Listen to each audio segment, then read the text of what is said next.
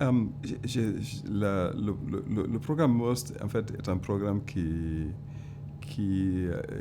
cherche à faire en sorte que les transformations sociales soient informées, dirigées par le savoir. Donc la production de savoir est quelque chose d'assez important dans ce cas-là. Et c'est également notre vision en tant que Conseil panafricain de recherche en sciences sociales.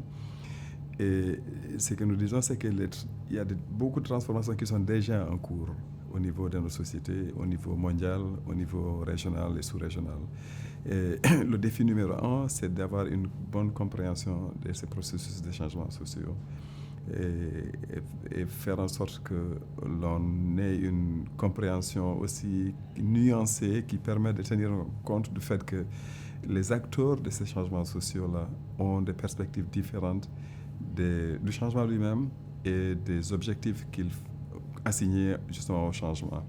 Si au niveau de l'Union africaine, on a adopté un agenda 2063 qui porte une vision d'une Afrique démocratique, une Afrique développée dans laquelle les sociétés seront démocratiques, les systèmes de gouvernance seront démocratiques, où tout le monde aura sa place et qui sera respecté au niveau mondial, et qu'une Afrique dont la construction sera le fait principalement par les Africains eux-mêmes.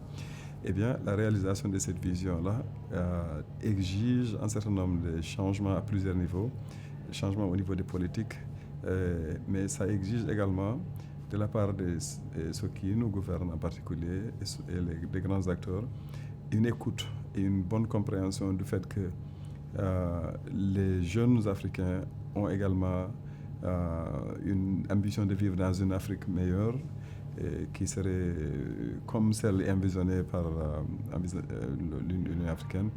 Mais la patience n'existe pas pour attendre longtemps ces réalisations. Et ça, c'est un défi.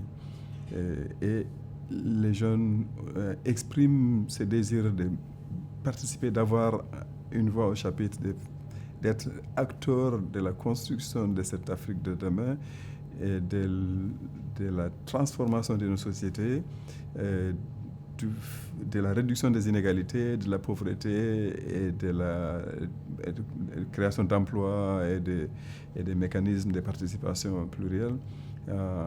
Et ils expriment tout ça de plusieurs manières. Et entre autres, nous avons vu ce qui s'est passé en Afrique du Nord, mais également ce qui s'est passé au Sénégal, entre autres, où le mouvement des jeunes, en même temps que le développement s'est passé en Afrique du Nord, arrivé avec des formes d'expression nouvelles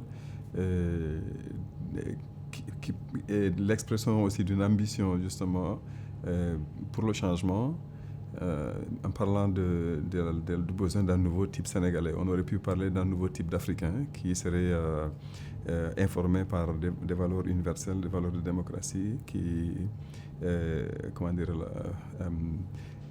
et serait l'acteur de la construction justement de la société de demain.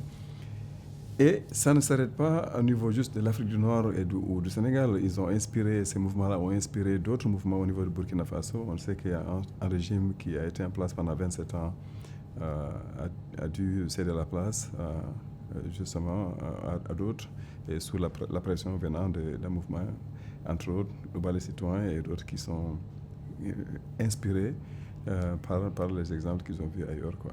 Donc, il y a en volonté de changement, il y a des processus de changement négatifs et positifs qui existent, parce que les mutations qui existent actuellement ne vont pas tous dans le bon sens. Il y a une plus grande marginalisation qui existe de certains groupes sociaux. L'effet de la mondialisation sur nos sociétés, ce sont des effets contradictoires, quoi. Il y en a qui en tirent profit, qui vivent mieux, qui deviennent plus riches, plus puissants. Et il y a des groupes qui sont marginalisés, qui souffrent donc des inégalités croissantes qui existent. Et donc, ce que nous disons, c'est que la recherche devrait s'intéresser à tout ça. Et à partir de la recherche, qu'on arrive à la formulation des politiques qui permettent justement d'évoluer dans un sens d'une transformation positive Donc une transformation sociale qui serait bénéfique à tous les acteurs de ces changements-là, mais à tout le monde, quoi.